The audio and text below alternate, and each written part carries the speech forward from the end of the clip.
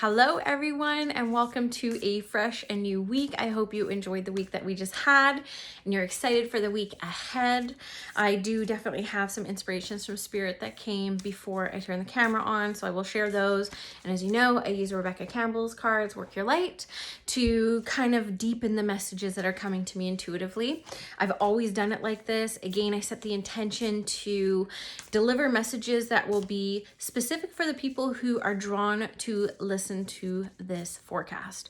So again, I'm not talking about the greater collective, the 8 billion people on this planet. I'm just talking to you spirits who, your guides, your angels have drawn you to this forecast. So I trust that the messages will resonate, and I appreciate your kind feedback, your thumbs up, your comments. I really appreciate it. So Spirit was making me feel before I came on that I really needed to talk about connection, connected. They kept bringing me. And it brought me back to the days where I was doing shamanic studies when I was working with the rhythms of Mother Earth. And it recalled to me that if we were living in complete harmony with the rhythms of Mama Earth in the Northern Hemisphere, of course, in summer, it's a time of real rich and deep connection because we are out and about with our people. This is when family picnics are usually scheduled. This is when we're at the rivers having fires. This is where we're having larger barbecues. We're really celebrating baseball teams, soccer teams. We're really connecting and socializing with our community, our chosen families, the people we choose to spend our time with. And they made me feel that there was a lot of longing for that. What they're making me feel is that the people who be drawn to listen to this, there's a longing. There's this essence that something's missing, but you don't know what. You're like, I have my house, I have a job, everyone's safe, everyone's healthy, I'm blessed. But there's this like yearning.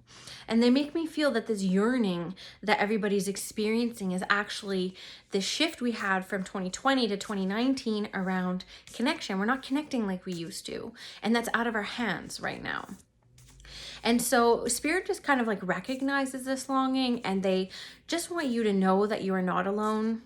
And I know that our guides and our angels don't make up for our girlfriend that we like to have a glass of wine with, or, you know, our baseball team we like to hit the river and like have a fire after. I know it doesn't compare, but the real message behind is you're not alone. And you're not alone, and you're never alone, and you're never forgotten, and you're never left behind. And that they acknowledge and that they see that there's a collective longing for this deeper connection that once was. And I do get the sense that we'll be bringing something in very soon for us that will help remedy this in some way. What they are bringing me is actually dreams. They are making me feel that look for this in the next week, to be honest with you, because I definitely feel it's August, but they're making me feel that there'll be an experience that a lot of you have, that you just kind of like wake up from this dream. You don't recall the details of this dream, but you feel rejuvenated about life. You feel a little bit clearer on different things that you want to do. You feel a little bit clearer. I'm just going to call it inspired, because when I do this work, I'm in spirit. I am inspired. So they're making me feel that there's going to be a lot of inspiration this week.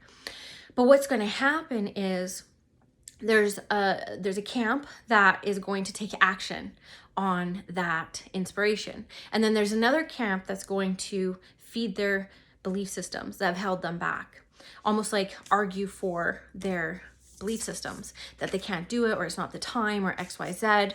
Let me tell you, as somebody who's a spiritual entrepreneur, and I've done really well for myself as a spiritual entrepreneur, anytime I follow the spirit, the inspiration, it works out.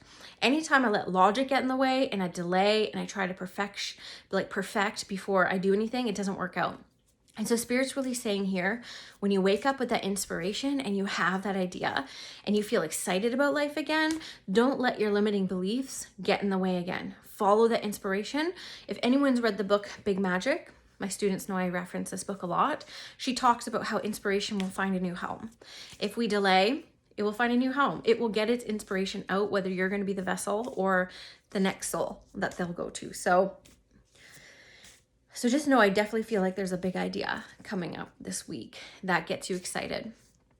And then you have to understand that if you have a limiting belief that you're arguing for and that is keeping you from following this inspiration, it just means that it's a beautiful experience, because there's some healing that needs to be done to, you know, get to the place where the next inspiration that comes, you're going to follow. Like, hell or high water. You're going to make it work. So just know that that's coming in for sure.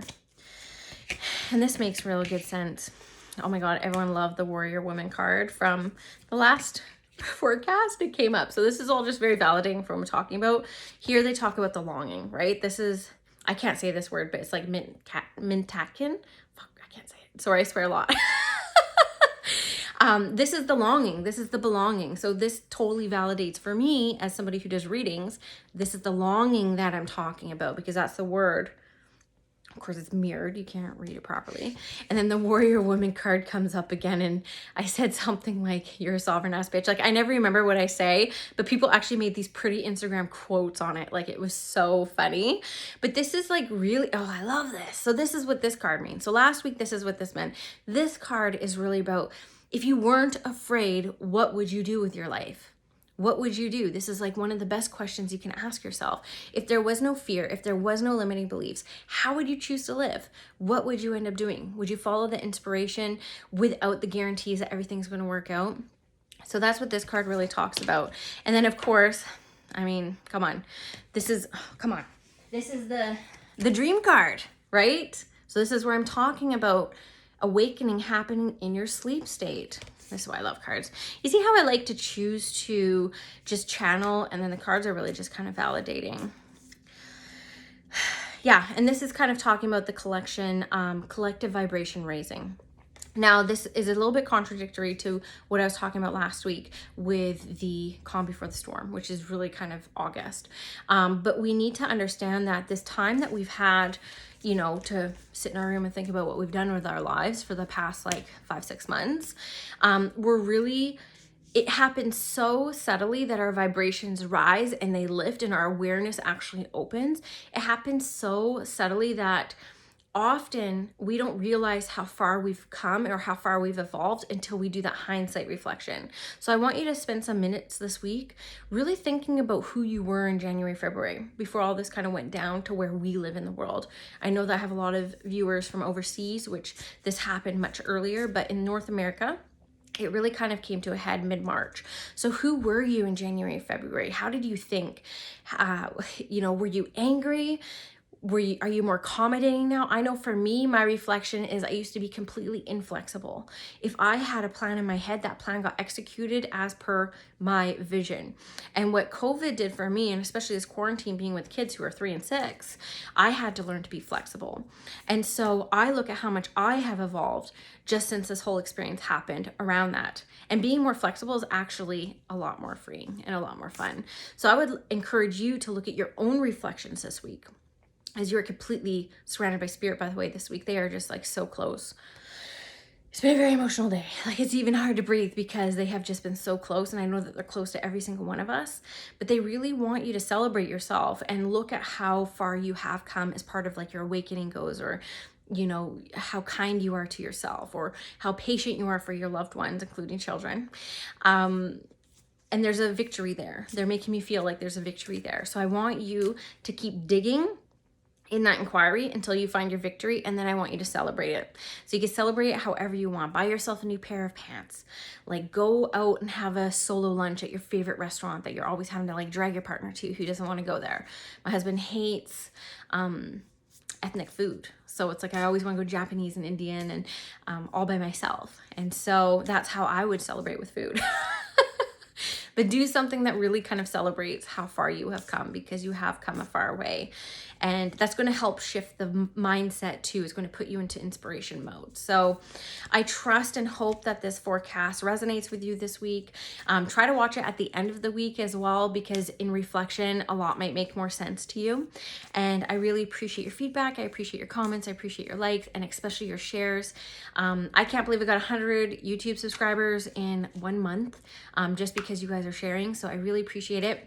And I wish you the most blessed week ahead. All right. Love you guys.